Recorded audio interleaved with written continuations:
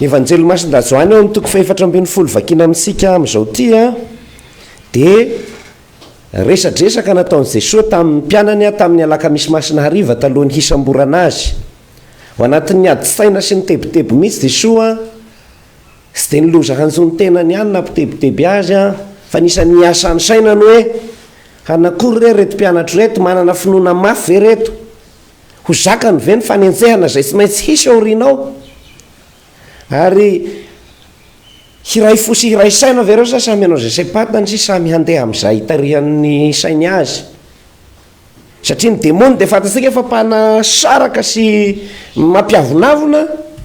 dia reto apôstôly ireo ve hanana ny fanetretena zay ananako izy Kristy hoe izao na dia nanana ny fomba an'Andriamanitra dia milaza tena ho mpanompo dia manaiky ny fahafatesana kanefa rehefa aveo matoky aho fa sandratr'Andriamanitra ambony dia ambony ny ary omen'Andriamanitra anarana mihoatra ny anarana rehetra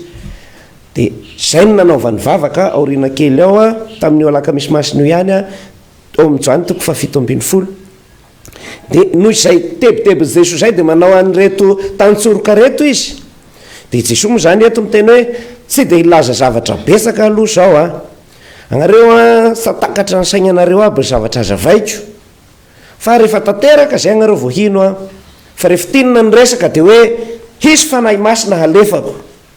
ary zay no mahatonga Jesosy miteny hoe tokony faly anareo mihandehanako satria rehefa makagny aho dia ifampiresaka izahay sy ny ray dia handefa ny fanahy masina dia izy tarika anareo amin'ny marina rehetra izy no hankahery anareo mpampiona hafa moa ny fiteny azy hoe parakletos mpampiona mpanala alahelo hafa anisany nyresahan Jesosy anatin'ity resaka ty zao tamin'ny maly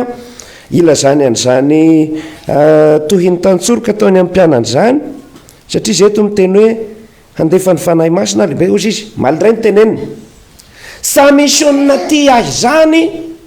fa fihamboana ny sisa afa-tsy zay olona manana ny didiny raiko ka mitandrina azy ka rehefa mitandrina ny didiko izy zany hoe tokana ihany fifankatiavana dia akao aminy izahay ary honina ao aminy fa izay sy mitandrina ny teniko ireo olona sy ty ahy ireo sy mitandrina ny didiko tanareo mifamenofeno zany zavatra teneny Jesosy ary io fitiavana io ny fepetra tokana ahafahan'ny fanahy masina milasaka izay no mahatonga ny Jesosy miteny hoe rehefa manome ny fiadanako aho ho anareo dia soatra ny fiadanana omeny zao tontolo zao hoe zany fiadanana zany dia hoe milamindamina dia na misy zavatra tsy mety azy lamindamina antsika ato asika milamindamina fa ny fiadanana omeny Kristy fitiavana ary ho fitiavana io mandroaka ny tahotra manaiky hitondra lacroix hanaiky hijaly zay le fiadanana omeny Kristy tsika mifampiaso matetika miteny hoe fiadanana tena moa mivaly fiadanana hafaliana le fampiarabana andavanandro fiadanana sy hafaliana iny fiadanana iny sy fiadanana mampipetrapetra posiny fa mahatonga anao sahy hiaina le ataosika hira lazay ny vakiteny voalohany andrano hoe raha sy miaritra ny fahoriany sika aza manino fiatoandro fa sy hiditra amin'ny fanjakan'Andriamanitra fa ny ilazandro Paoly azy ato dia hoe nakahery ny mpino izy hoe sy maintsy ampiaretana fahoriana be no hidirasika amin'ny fanjakan'Andriamanitra le fahoriana zany ny mitia mampijaly dia ampifandraisika amin'ny teny Jesosy ary izy amara-paranako azy hoe ho any amin'ny ray izy dia mandefa ny fanahy masina dia ny vokatry ny fanahy fitiavana fifaliana zay vao fiadanana ka noho izany sy fiadanana tongatonga ho azy hoe sika mifagnaraka amin'ny fandamindamina eto le izy fa ny fiadanana dia ny fifaliana no mitondra fiadanana ary nahoana anao ny faly satria tia rehefa miaina ny fitiavana any an-tany satria voarosaka aposika amin'ny fanahy masina omena sika ny fitiavana zay no vokatry ny fanahy voalohany arosaka ny Romanina 5:5 omena aloha ny fitiavana re tena fitiavana tena izy miainanao dia matetika ny fitiavanao sy sapan'olona na dia io siry isy vady eo an-drano mety tsy mahasapa ny fitiavanao indrindra anareo zay manana mety tsy sapany dia mahasapa maharary ianao ohatr'izay le fitiavana kanefa ho anao ampy ahy ny mitia dia izay no hafalianao dia miadana anao no dia mahita ny sy firarahany hafa aza tsy fankasitrahana no asetrany ny fikelezanao aina fenao ny tia de faly de fiadanana. Izay lalana zay no hanomezany Jesoa atsika fiadanana. Ka na fiainam-pinoana, na fiainam-panantenana, na fiainam-pitiavana de mandalo an'izay lozika zay hoe fanahy masina omeny Jesoa ahy hanampy ahy aina toa azy. Manompo satria tia. Manompo mihetry tena, manompo de tia.